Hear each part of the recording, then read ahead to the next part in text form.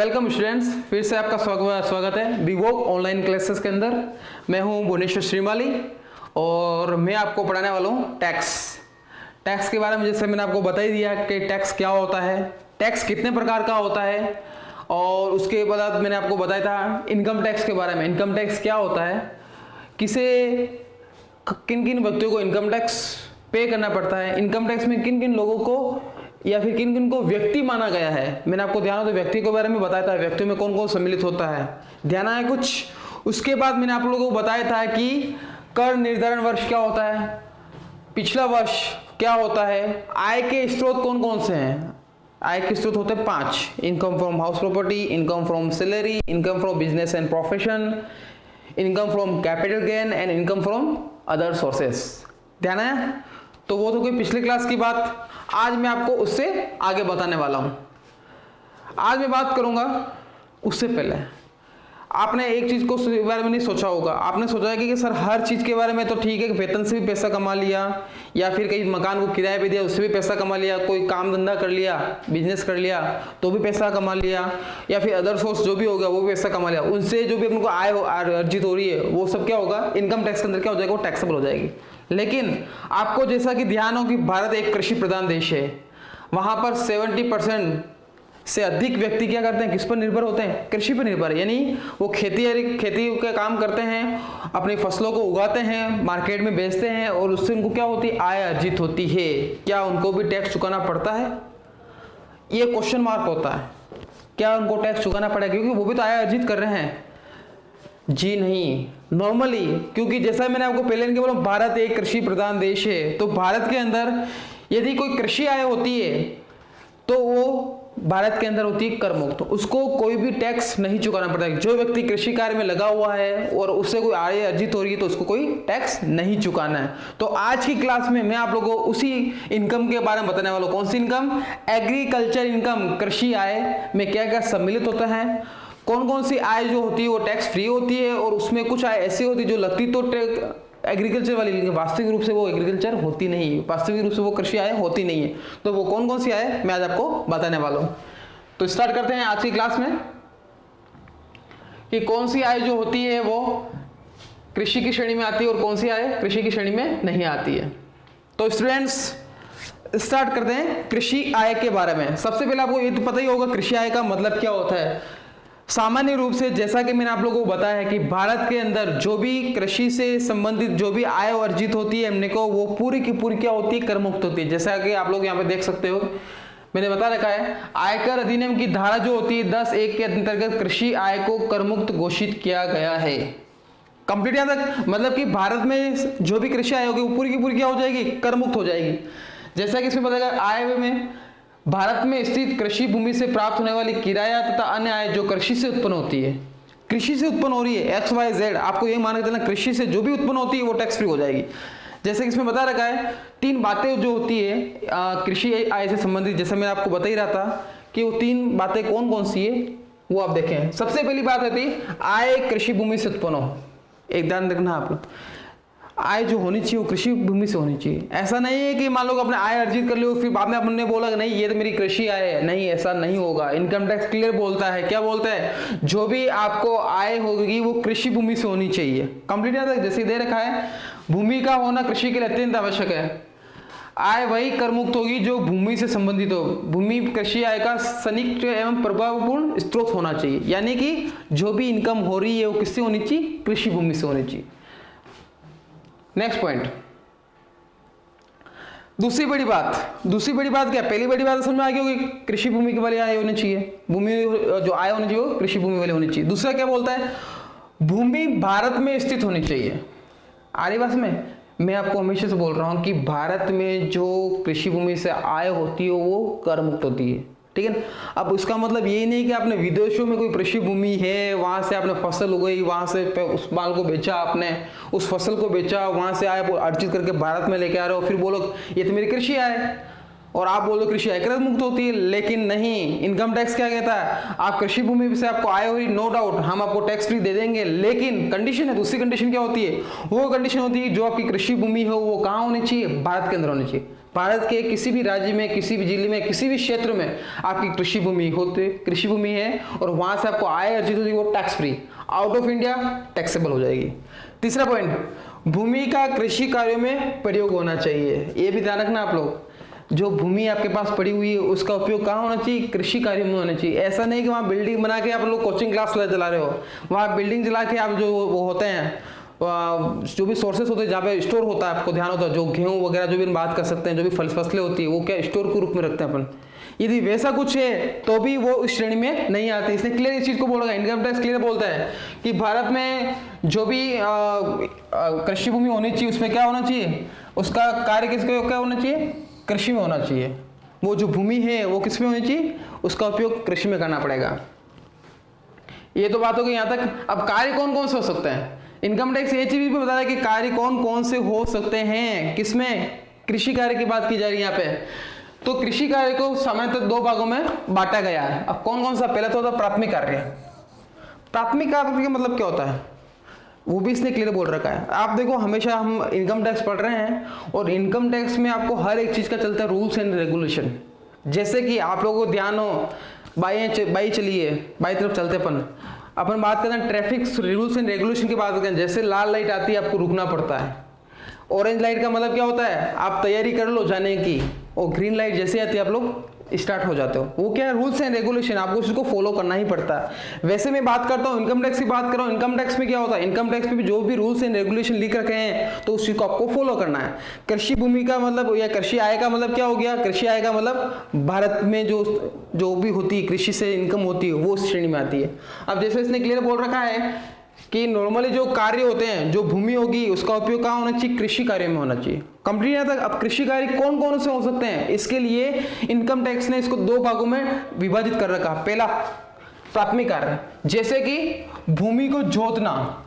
आप अच्छे से जानते हो भूमि को जोतने का मतलब क्या होता है। जो भी हल वगैरह चल रहा है, ट्रैक्टर चला जोत रहे हैं, उस चीज की बात कर रहे हैं। दूसरा हो गया पानी देना।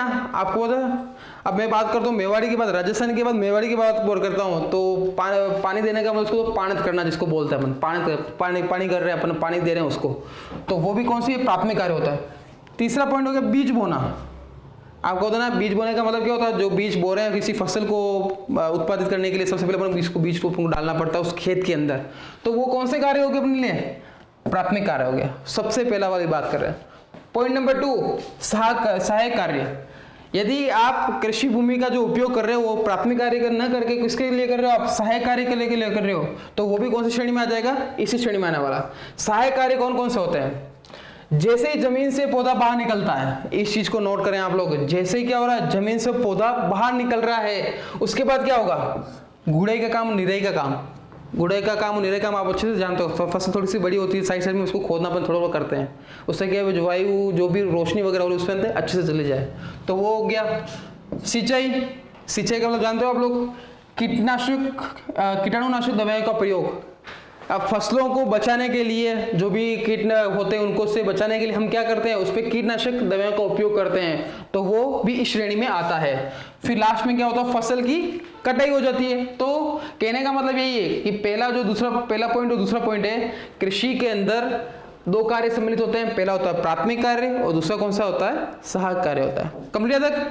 तो अभी तक आप लोग वापस रिवाइज करते हैं कि कृषि आय का मतलब क्या होता है। पहला है, भारत में समस्त प्रकार की कृषि आय जो होती है वो कर मुक्त होती है। पहला पॉइंट ये हो गया, ठीक है। लेकिन उसमें भी कंडीशन दे रखी है। कंडीशन कौन कौन सी? 3 प्रमुख बातें दे रखी है। पहला क्या है? जो भूमि होनी चाहिए वो भारत में स्थित होनी चाहिए। कंप्लीट है। दूसरा पॉइंट, उसका उपयोग कहाँ होना चाहिए? कृषि कार्य में होना चाहिए, जैसा कि मैंने आप लोगों को बता ही दिया है। फिर उसके बाद और आय क्या होनी चाहिए? कहां से होनी चाहिए? कृषि आय से होनी चाहिए। ये तो क्या मैं 3 प्रमुख बातें जो होगी उसकी बात कर रहा हूं। फिर बात करते हैं नेक्स्ट से। देखें आप लोग, कृषि आय के प्रकार।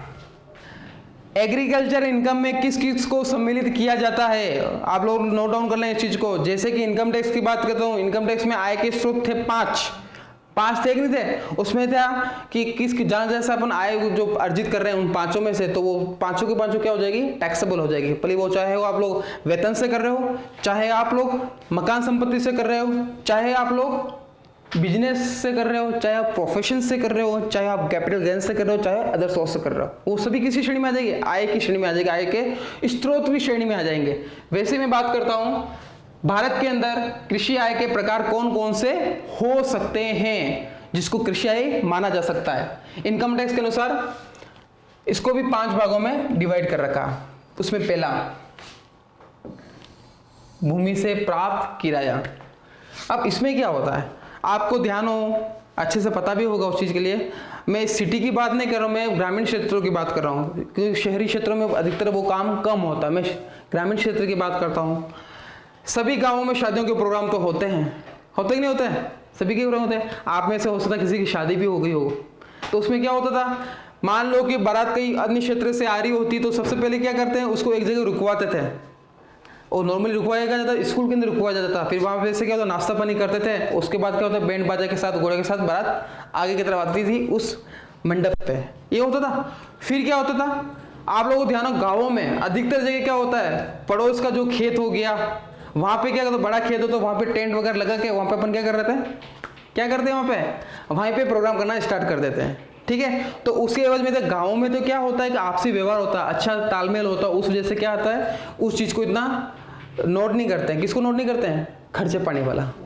लेकिन क्या होता है, कभी कभार आज की युग की बात करता हूँ, 21वीं सदी की बात करता हूँ, तो उसमें क्या होता है कि हर चीज़ का किराया फिक्स कर रखा है, करा कि नहीं करा। मान लो कि अपन किसी पड़ोसी की बात करते हैं, पड़ोसी का प्लॉट खाली है, ठीक है, तो अपने क्या बोला, भैया 2 दिन के लिए चाहिए, मैं कुछ प्रोग्राम करना है, जो भी होगा देख लेना आप। तो वो नॉर्मल से क्या बोलता है, हाँ ठीक लेना, धीरे से बोलता है, हाँ ठीक ले लेना, कोई दिक्कत नहीं।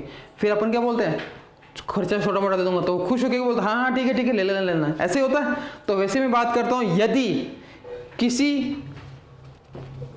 की भूमि है, ठीक है, मैं गांव की बात, कृषि भूमि की बात ही कर रहा हूँ, खाली है, जैसे कोई फसल नहीं हो रही है, जैसे वो गर्मी पड़ रही है, उसमें फसलें होती नहीं, आपको ध्यान हो, और ऐसा कोई प्रोग्राम आ गया, उसमें उस प्रोग्राम में क्या हो रहा है, उस चीज़ का उसको किराया प्राप्त हो रहा है। क्या हो रहा है, किराया प्राप्त हो रहा है। तो उस क्रेशन में वो कौन से श्रेणी में आ जाएगा, भूमि से प्राप्त किराया। तो वो भी एक प्रकार का एग्रीकल्चर इनकम ही कह सकते हैं, जैसे कि इसने क्लियर बोल रखा है। यदि कोई भूस्वामी अपनी भूमि पर कृषि कार्य करने का अधिकार अन्य व्यक्ति को दे देता है, तो इसके प्रतिफल स्वरूप प्राप्त राशि भूमि का किराया कहलाती है, जिसको अपन एक दूसरे शब्द में इसको अपन बोल सकते हैं, इस परिभाषा के हिसाब से। आपको ध्यान हो, हिजारी की बात करते हैं अपन, हिजारी देखते हैं अपन, ध्यान हो तो, ठीक है। उसमें जो मैं, जैसे कि उदाहरण के लिए मेरी खेती है, मैंने मेरी खेती को किसको दे दिया, सामने वाले व्यक्ति को दे दिया, ठीक है। अब सामने वाले व्यक्ति उस फसल को बोएगा, बड़ा करेगा, फिर बेच देगा, फिर उसमें से कुछ भाग किसको दे देगा, अपने को दे देगा। तो एक हिसाब से अपने क्या करा, उस जो जमीन है उसको मैंने क्या दे रखा, किराए पे दे रखा, ये हो रखा। तो उससे जो भी इनकम हो रही है वो कौन सी श्रेणी में आने वाली है, भूमि से प्राप्त किराए के अंदर। कंप्लीट है पहला पॉइंट। पॉइंट नंबर 2, भूमि पर कृषि कार्य करने से प्राप्त है। वैसे ही जो भी परिभाषा आप लोग देख रहे हो, उसको बार बार वो चीज़ रिवाइज हो रही है, जो मैंने आप लोग ऊपर वाले में बताई थी। यानी इसमें क्या हो रहा है, भूमि पर कोई कृषि कार्य कर रहे हैं और उस कृषि कार्य करने से कोई आय प्राप्त हो रही है, तो वो श्रेणी में आ जाएगी। कंप्लीट। नेक्स्ट बढ़ते हैं आगे की तरफ, ये वाली। नेक्स्ट पॉइंट बोलता है, भूमि से प्राप्त उपज को विक्रय योग्य बनाने की क्रिया से होने वाली है। अब भूमि से कोई जो फसल हमको प्राप्त हुई है, उसको अपने विक्रय योग्य बना रहा है। अब विक्रय योग्य मतलब क्या होता है, एक कच्चा माल होता है, एक पक्का माल होता है कि नहीं होता है, और एक होता है अर्धनिर्मित माल। तो उसके हिसाब से जो आय अपन को अर्जित करते हैं, वो भी एक प्रकार की कृषि आय होती है। जैसा कि इस परिभाषा में बोला है, कुछ उपज इस प्रकार की होती है जिसपे विक्रय योग्य बनाने के लिए कुछ क्रियाएं करना आवश्यक होती है। इस प्रकार की क्रियाएं यदि साधारण होती है, तो इससे होने वाली आय को हम किस में सम्मिलित कर सकते हैं, कृषि में सम्मिलित कर सकते हैं। इसमें आगे इसने बोल भी रखा, जैसे कि देखा होगा आप लोगों ने तंबाकू को सुखाना, तंबाकू का अपन प्रोडक्शन कर रहे हैं, ठीक है, तो वो तो हमको पता लग गया, हाँ चलो ये तो ठीक है, एक प्रकार की कृषि आय हो रही है।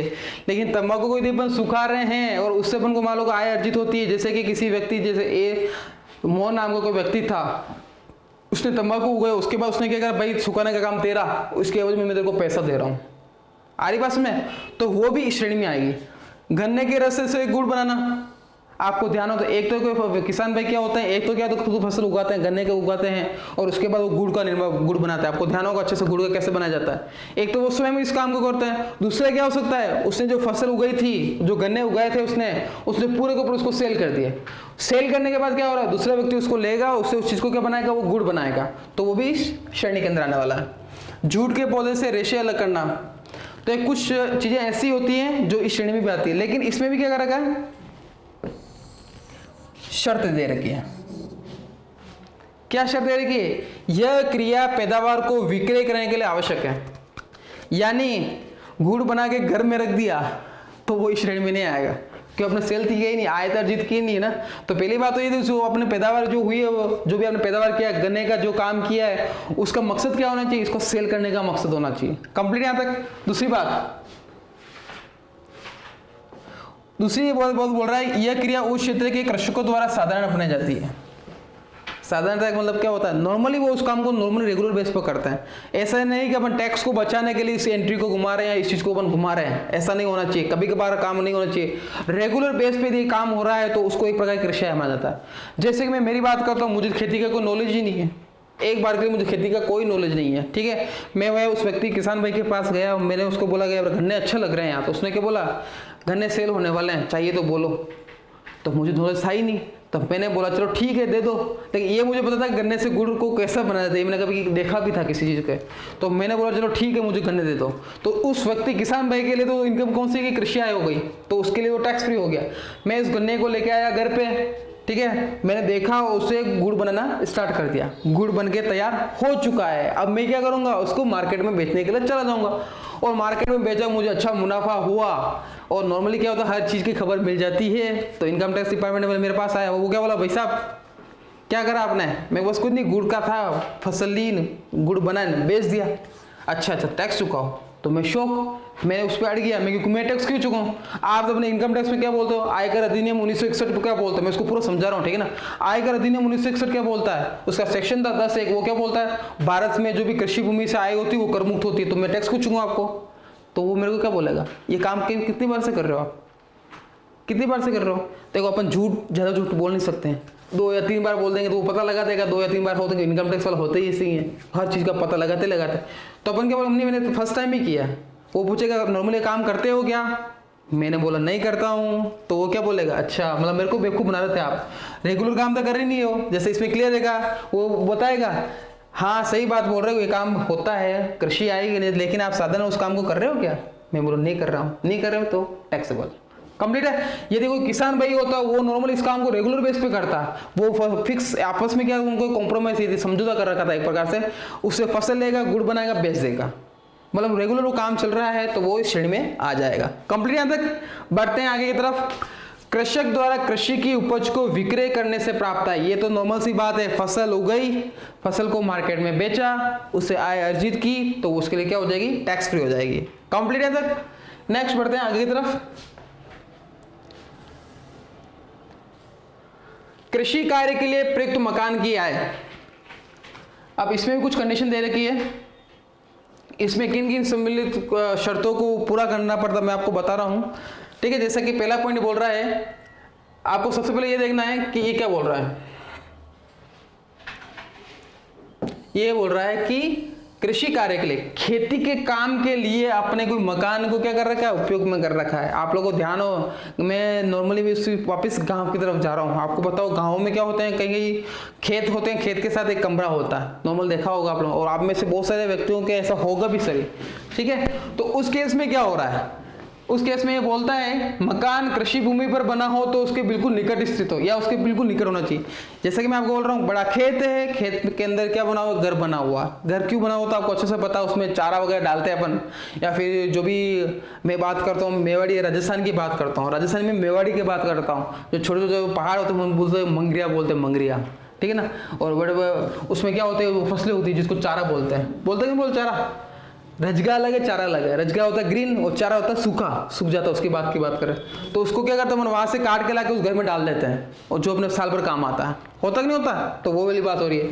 तो आपकी जो बना हुआ है, कमरा बना हुआ है, मकान बना हुआ है, वो किस पर बना होना चाहिए, कृषि भूमि पर बना होना चाहिए। कृषि भूमि पर नहीं बना हुआ तो उसके बिल्कुल पास में होगा, ठीक है। और मान लो कि उसको आपने किराए पे दे रखा है, उसको आपने किराए पे दे रखा है, तो वो एक प्रकार से क्या कह सकते हैं, वो एक प्रकार की कृषि आय ही कहा जाएगी, क्योंकि वो किसका उपयोग ले जा रहा है, उसमें कृषि कार्य में उपयोग में ले जा रहा है, इस वजह से। पॉइंट नंबर 2, मकान कृषक या भूमि का लगान प्राप्त करने वाले व्यक्ति के स्वामित्व। तो अब इसका मतलब क्या होता है, जैसा कि मैं आपको बता रहा हूं, खेत है, खेत में एक कमरा है, वो खेत किसका, मेरा है, ठीक है। तो उसको यदि मैं उसको किराए पे देता हूं और उससे जो आय अर्जित होती है वो मेरे लिए कृषि आय होगी। लेकिन यदि जो मेरा खेत है, उस खेत को किसी और व्यक्ति ने किराए पे ले रखा हूं, ध्यान से सुनना इस चीज को, उस घर को और उस खेत को किसी और व्यक्ति को मैंने क्या दे रखा, किराए पे दे रखा है, हिजारी जिसको बोलते हैं, ठीक है ना। और उस व्यक्ति ने आगे वाला व्यक्ति को किराए पे दे दिया, तीसरी पार्टी को दे दिया, ठीक है। तो बीच वाला जो व्यक्ति है वो किससे करेगा, आगे वाले व्यक्ति से किराया लेगा, भाई तू यूज ले रहा है तो ले। तो फिर बाद में जो आय अर्जित हो रही है उसके लिए, तो वो क्या हाथ खड़े कर देगा, मेरे लिए कृषि आय है, तो मैं टैक्स क्यों चुका हूं। तो इनकम टैक्स वाला क्या बोला, खेत तेरा है क्या, वो बोला खेत मेरा नहीं है, तो तू किराए पे दे रहा, तो तेरे लिए अब कृषि आय कैसे हो गई, कैसे कृषि आएगी, तेरा तो है ही नहीं है, तूने क्या कि उस आगे किराए पे दे दिया, ये तो अलग चीज हो गई है। तो कहने का मतलब क्या है, इनकम टैक्स क्या बोलता है, आयकर अधिनियम क्या बोलता है, 1961 के हिसाब से क्या बोलता है, जो हो रहा है वो किराए पर हम दे रहे हैं तो वो स्वयं का होना चाहिए, ये पॉइंट नंबर बोलता है। कंप्लीट तक। पॉइंट नंबर 3, मकान का उपयोग कृषक के रहने के लिए या फिर भंडार घर, ध्यान हो तो, या बाहरी भवन के रूप में होता है।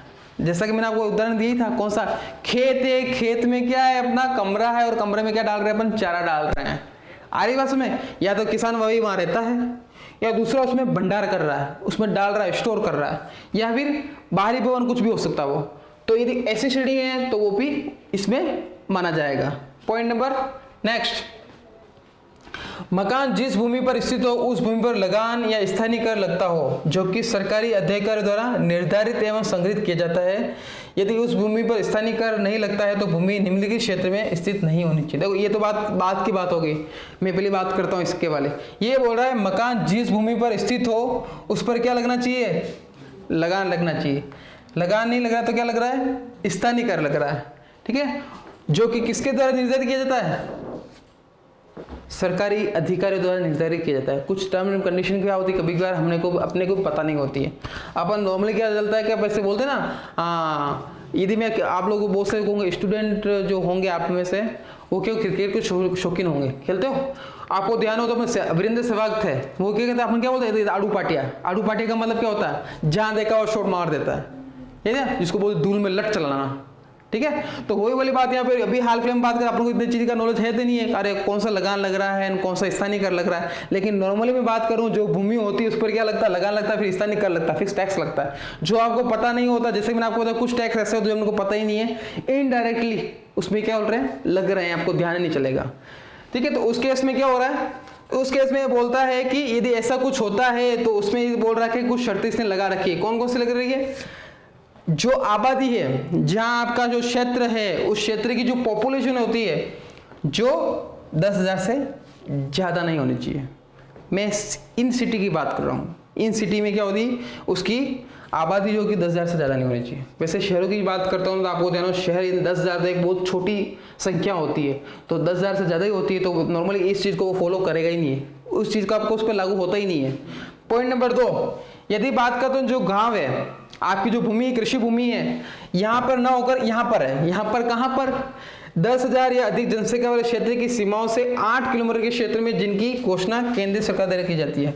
एक एरिया फिक्स होता है जो परिकोटे में आता है, वहां पर यदि आपकी कृषि भूमि वहां पर है और यदि आप ऐसा कुछ ट्रांजेक्शन कर रहे हो तो वो किसके लिए हो जाएगी, एक प्रकार से कृषि आय जो होती है वो कौन सी आय हो जाएगी, कर मुक्त आय हो जाएगी। लेकिन आप लोगों में जो शर्तें बताई उस शर्त में पूर्ति कंप्लीट होनी चाहिए। यदि जो शर्तें मैंने आपको बताई ये अधूरी रहती है तो जो आय आप लोग अर्जित करोगे वो आय एक प्रकार से कर मुक्त आय नहीं होगी, उस पर आपको क्या चुकाना पड़ेगा, टैक्स चुकाना पड़ेगा। कंप्लीट यहां तक। नेक्स्ट बढ़ते हैं आगे की तरफ। नेक्स्ट बोलता है 5 पॉइंट तो मैंने आप लोगों को बता दिया। अब नेक्स्ट पॉइंट में बोल रहा है कि अन्य कृषि आय। अब इसके अलावा भी कुछ आय ऐसी होती है जो कृषि आय की श्रेणी में आती है, तो वो कौन कौन सी है? जैसे बोल रहा है उपरोक्त के अतिरिक्त निम्नलिखित प्रकार की आय को कृषि आय माना जाता है। ठीक है, नॉर्मली ये नहीं कि हमने खेती में काम किया, न फसलें उगाई, न फसलें को बेच दिया, उससे जो पैसा प्राप्त है वो कृषि आय, नहीं, ऐसा नहीं है। इनकम टैक्स ने कुछ चीजों को भी जोड़ रखा है, वो कौन कौन सी है? जैसे कि कृषि कार्य के लिए प्रयुक्त पशुओं के चरने हेतु स्वयं उगी हुई घास अथवा जंगल को किराए पर देने से आय होता है। ऐसा आपको तो पता है, खेत जो होते हैं, खेत की जो पाली होती है, जैसे कि मैं राजस्थान में मेवाड़ी की बात करता हूँ, पाली जो होती है अपने, इधर भी खेत है इधर भी खेत है, बीच की बात कर रहा हूँ मैं, पता है आपको, सभी के होते ही हैं। तो बीच में क्या होता है आपको ध्यान हो, बारिश के टाइम जब क्लियर होता है, बारिश चली जाती है, उसके बाद वहाँ पे घास फूस उग जाती है, आपको ध्यान हो तो, और कोई कोई व्यक्ति क्या होता है उसको भी क्या दे देता है, ध्यान होगा आप लोगों को, होता है ऐसा होता है, तो उससे भी तो पैसा प्राप्त हो रहा है। अब आप इस चीज को सोचोगे अरे ये तो कृषि तो है ही नहीं, मेरी खेती थोड़ी की, तो ऑटोमेटिक उग गया। ऐसे ही हुआ ना कि उस घास को आपने उगाया होगा, उगाते नहीं है, वो घास ऑटोमेटिक उग गई। फिर क्या करो, उस घास को आप बेच रहे हो, तो इनकम टैक्स क्या बोलता, टेंशन मत लो, ये क्या है, एक प्रकार की कौन सी आय होगी, कृषि आय, आप चिंता मत करो, इस पर हम आपको कोई टैक्स आपको नहीं चुकाना है। ये तो कोई पॉइंट नंबर 1 की बात। पॉइंट नंबर 2, यदि किसी भूमि को बंधक रखकर किसी व्यक्ति ने ऋण दिया हो तो बंधक रखने वाला व्यक्ति द्वारा कृषि कार्य में प्रयुक्त भूमि का किराया, आपको ध्यान हो तो मैंने आपको एग्जांपल दिया था, मेरी भूमि है, मैंने किसी और को किराए पे दे रखा, उसने किसी और पे किराया दे, ये तो होगी अलग बात। दूसरी बात क्या होती है, मान लो कि मुझे पैसे की जरूरत पड़ी, ठीक है, बहुत सारा कभी कभार क्या तो पैसे की जरूरत पड़ती है, मुझे पैसों की जरूरत पड़ी और मैंने उस खेत को रख दिया गिरवी, रखते हैं गिरवी, और आगे वाले व्यक्ति इसको अपन स्टाम्प लिख देते हैं, वहाँ पे स्टाम्प लिखते हैं कि इतने साल का मैं एग्रीमेंट कर रहा हूँ और इतने लाख मुझे चाहिए, यदि इतने टाइम में मैं पैसा नहीं दे सकता तो आप चाहो तो इस जमीन को क्या कर सकते हो, सेल कर सकते हो। होता नहीं होता ऐसा? तो वही वाली बात यह है कि मान लो मैंने लोन लिया, ऋण लिया, अब सामने वाले व्यक्ति क्या कर, ऐसे नहीं उसको खाली छोड़ देगा, ऐसा तो होगा नहीं, उसके पता उपजाऊ जमीन है, ठीक है ना, खेत बली मेरा है, लेकिन अभी हाल फिलहाल में मैंने लोन रखा है तो मेरे हाथ में कुछ भी नहीं है, अधिकार कौन सा है, सामने वाले व्यक्ति के ऊपर अधिकार है, तो उस जमीन को क्या करेगा, उस जमीन को वो मान लो किसी फसल का उत्पादन करता है, उसमें भले गेहूं उगाया, भले मक्का उगाया, भले बाजरा उगाया, ठीक है, उसके बाद उगाने के बाद उसको मार्केट में यदि वो सेल करता है, उससे वो जो अर्जित आय होगी तो वो उसके लिए एक प्रकार की एग्रीकल्चर इनकम ही है। वैसे तो नियम क्या बोलता है, नियम ये बोलता है कि स्वयं की भूमि होनी चाहिए, बोला नहीं बोलता, लेकिन इसमें ये चीज बोल रहा है एक प्रकार से भूमि उसी की हो गई है, उसने आय अर्जित की है तो उसके लिए एक प्रकार की कृषि आय होती है। नेक्स्ट पॉइंट की बात करते हैं अपन, फल अथवा फूलों की खेती से आय। फल अथवा फूलों का मतलब तो आप जानते हो अच्छे से, मैं फसलें थोड़ी उगा रहा हूँ, अभी की बात करते हैं, कोई किसान भाई होते हैं तो उनको भी मुनाफा चाहिए, तो मुनाफा सभी को चाहिए होता, कोई अच्छी जिंदगी नहीं जीना चाहता, तो वो क्या करेगा, उसके 2-3 खेत है तो एक खेत पे फसलें उगा रहा, दूसरे खेत पे उसने क्या करा, अरे यार कुछ एक्स्ट्रा काम करता है, एक्स्ट्रा काम किसे, कोई फल उगा दी, अमरूद की बाड़ी लगा दी, आंवले की बाड़ी लगा दी, ठीक है, तो वो सोचेगा अरे मैं फल की कर रहा हूँ या फिर फूल की कर रहा हूँ, तो हो सकता है मेरे को टैक्स चुकाना पड़े। ऐसा नहीं है बाबूजी, क्यों नहीं है, क्योंकि इनकम टैक्स क्या बोलता है, वो एक प्रकार की कृषि आय होती है, आपको कोई टैक्स नहीं चुकाना है। नेक्स्ट, करदाता द्वारा उगाए गए जंगल अथवा वृक्षों की लकड़ी, फल आदि की बिक्री से है। अब देखो जंगल तो कोई उगाता नहीं है, नॉर्मल सी बात, लेकिन कभी कभार क्या होती है, कुछ चिमने ऐसी जो पथरीली होती है वहाँ पे कुछ नहीं उगता है, ठीक है, तो कुछ नहीं उगता मतलब कुछ नहीं हो रहा है, लेकिन कभी कभार उसमें क्या होता है पेड़ पौधे भी उग रहे हैं, आपको ध्यान हो तो सूखे पेड़ जो होते हैं, देखो हरे जो पेड़ होते हैं, हरे वृक्ष तो काटना नहीं चाहिए, गलत चीज है ये, लेकिन क्या तो पेड़ जो सूख जाते हैं उसको काट तो सही है, अब काट के क्या करेंगे, उसकी छोटी जो टहनियाँ होगी उसका उपयोग तो अपन चूल्हे में कर देंगे, बाकी बड़े के बड़े पेड़ अपन सेल कर देते हैं, आपको ध्यान हो तो कहता हूँ, फिर उसके दरवाजे वगैरह बनते हैं, ठीक है, मान लो कोई ऐसा कोई पेड़ है, वृक्ष है, उसको आपने सेल किया, उससे जो आपको आय अर्जित हो रही है, तो इनकम टैक्स में वो टैक्स फ्री है। इनकम टैक्स क्या बोलता है, ये भी एक प्रकार की कौन सी आय हो गई, एक प्रकार की कृषि आय है। कंप्लीट। नेक्स्ट पॉइंट, नेक्स्ट बोला कृषि कार्य में संलग्न फर्म द्वारा साझेदारों को दिया गया पूंजी पर ब्याज, पारिश्रमिक आदि को अपन क्या मान रहे हैं, अपन एक प्रकार की कृषि मान रहे हैं। ये तो बात होगी। दूसरी बात है पार्टनरशिप में कोई खेती वगैरह कर रहा है उसकी बात कर रहे हैं। पार्टनरशिप में खेती नॉर्मली होती नहीं है, आपको पता है। ऐसा नहीं है कि ए व्यक्ति और दूसरा बी व्यक्ति दोनों आपस में मिलकर खेती में काम कर रहे हैं, वो तो भाई भी करेंगे या फिर हिज्जरी वाले काम ही होगा, नॉर्मल सी बात है। नेक्स्ट बात करते हैं, अब नेक्स्ट पॉइंट के हिसाब से बोलता है किस किस को कृषि आय में सम्मिलित नहीं किया जाता है। अब ये अभी तक तो मैं बात कर रहा था, कौन सी बात कर, अभी तक मैं बात कर रहा था वो कोई किस किस को कृषि आय माना जाता है, और अब मैं आपको बात करने वाला किस किस को कृषि आय सम्मिलित नहीं किया जाता है, जिसमें देखो आप लोग हाट बाजार के काम आने वाली भूमि से आए। अब हाट बाजार क्या होता है, कलकत्ता का दृश्य देखा आपने, आप लोग सर हम कलकत्ता गए नहीं, दृश्य क्या देखेंगे वहाँ पे, ठीक है नहीं, लेकिन देखा जरूर आपने, साउथ की मूवियाँ देखी होगी जिसमें एक लात मारता है, जो आगे जो विलन होता है वो क्या करता है, वो दूर तक चला जाता है। ऐसे साउथ की मूवियाँ होती नहीं होती है, ठीक है। तो उसमें आप लोगों ने देखा होगा, अब याद आ रहा होगा, मछली मार्केट होता है, मच्छी मार्केट जिसको बोलते हैं, हाट बाजार, ठीक है ना। उसमें हाट बाजार में क्या होता है, अलग अलग प्रकार की वस्तुएं वहाँ पर मिलती है, ठीक है। तो वो भी क्या होता है, एक प्रकार की कृषि आय की श्रेणी में नहीं आती है। नेक्स्ट,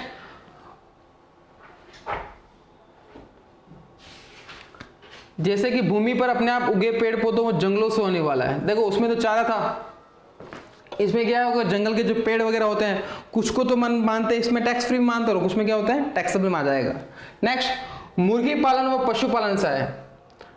आपको ध्यान हो, कोई व्यक्ति क्या तो मुर्गी पालन का काम भी करता है, मुर्गियों का काम होता है जो अंडे वंडे देती है, फिर मार्केट में सेल करते हैं, फिर अपन बोल रहे हैं ये प्रकार कृषि आय है नहीं, कि कृषि आय नहीं है। बाकी इसके अलावा कृषि कार्य में प्रयुक्त गोदाम का किराया। अब कृषि कार्य में क्या होता है, कुछ गोदाम तो मैंने आपको भूमि से लगा हुआ है, मैंने आपको फिर थोड़ी देर पहले बताया था आपको, भूमि से लगा हुआ है तो एक प्रकार कृषि आय हो गई, लेकिन वो भूमि से लगा हुआ नहीं है, बहुत दूर है। जैसे कि मेरा एक खेत यहाँ पर है और मैं क्या कर रहा हूँ, रोड के उस तरफ मैंने अपना क्या कर रखा है, गोदाम बना रखा है और उसको किराए पे दे रखा है, तो वो इस श्रेणी के अंदर नहीं आएगा। खानों में स्वामित्व के फलस्वरूप प्राप्त रॉयल्टी। अब खान क्या होती है, इसको इंग्लिश में कहते हैं माइंस है, खदानें जो होती है, आपको पता है निकलता मार्बल, इसको अपन बात करते हैं भाटा बोलते हैं, बोलते नहीं बोलते भाटा, पत्थर निकलना से, ब्लैक स्टोन हो गया, ग्रेनाइट हो गया, मार्बल हो गया, तो उसमें क्या होता है कि उसमें रॉयल्टी पे करनी पड़ती है, रॉयल्टी चुकानी पड़ती है सरकार को। तो सरकार क्या बोलती है, ये कोई एग्रीकल्चर इनकम नहीं, कृषि आय नहीं है, ये कौन से आय है, दूसरी प्रकार की आय है, तो इसमें आपको टैक्स चुकाना पड़ेगा। तो ये वाली बात होगी यहाँ पे। नेक्स्ट ईंट के भट्टों से होने वाले आए। ईंट के भट्टे आप लोगों ने देखे होंगे, ईंटें बनती है वहाँ पे बोल बोल, फिर इसमें उसको जलाते हैं, फिर उसको पकाते हैं, तो वो एक प्रकार की नॉर्मल सी बात, आप लोगों को पता चल रहा होगा कि इसको हम उसको कृषि आय में सम्मिलित नहीं कर सकते हैं। तो ऐसी बहुत सारी चीजें हैं कोई, जैसे कि कृषकों को सिंचाई के लिए पानी देने से होने वाला है, होता है कोई कोई कुएं के जो मालिक होते हैं वाटर सप्लाई करते हैं, करते कि नहीं करते हैं, तो उस श्रेणी में वो बोलेगा मैं तो कृषि के लिए उपयोग में ले रहा हूँ, तो वो बोलेंगे वो तू कृषि के लिए नहीं करता, खुद का कुआं है, तो खुद के खेत में तू पैसा पानी देगा तो कोई दिक्कत वाली बात नहीं, ये तो सहायक कार्य होगा। लेकिन तेरा खुद का कुआं है, तू किसी और को क्या पानी दे रहा है और उससे तू क्या पैसा ले रहा है, और फिर बोला कि तेरी कृषि है कैसे, इधर धंधा हो गया, धंधा हुआ कि नहीं हुआ, तो वो यहाँ पर टैक्सेबल होती, ध्यान रखना ऐसा कुछ हो रहा हो तो। Next, dairy farm. आप जानते हो डेयरी फार्म का मतलब क्या होता है,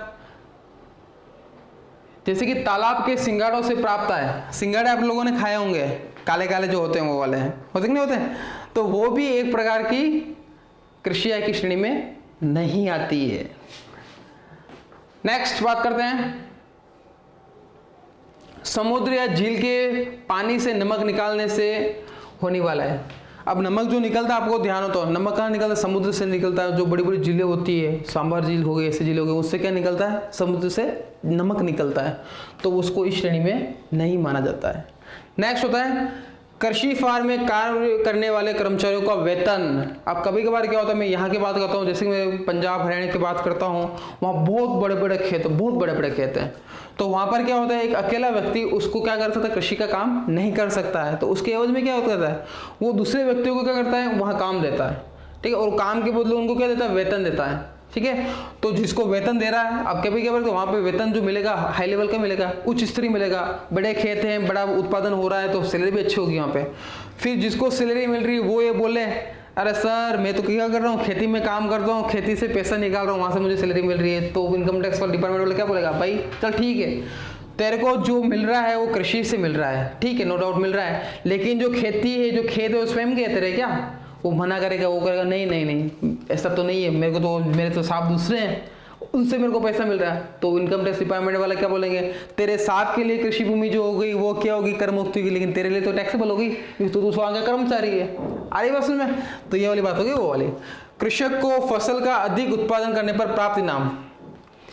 जैसा कि मैंने आपको बताया, किसान भाई जो होते हैं उसने कोई फसल उगाई और फसल के एवज में फसल को बेचा, ठीक है, और जो निर्धारित मूल्य है उस मूल्य पे उसको पैसा मिल गया तो उसको कोई टैक्स नहीं चुकाना। लेकिन कभी कभार क्या होता है, एक प्रकार का बोनस मिल चुका है। बोनस का मतलब क्या होता है, लाख रुपए की फसल थी, लाख रुपए मिल गया, लेकिन उसको लाख की जगह 5 लाख मिल गया, एक उदाहरण की बात बोल रहा हूँ, तो एक्स्ट्रा बेनिफिट हो गया। एक्स्ट्रा पैसा जैसे कमाया तो इनकम टैक्स डिपार्टमेंट क्या बोलेगा, कृषि के बदले कृषि तेरे को पैसा मिल चुका है, लेकिन एक्स्ट्रा तो कमाया तो नहीं, एक्स्ट्रा कमाया तो तेरे लिए क्या होगी, टैक्सेबल होगी, उस पर कोई तेरे को ऐसा नहीं तू टैक्स के लिए मना कर दे, तेरे को टैक्स चुकाना ही पड़ेगा। नेक्स्ट,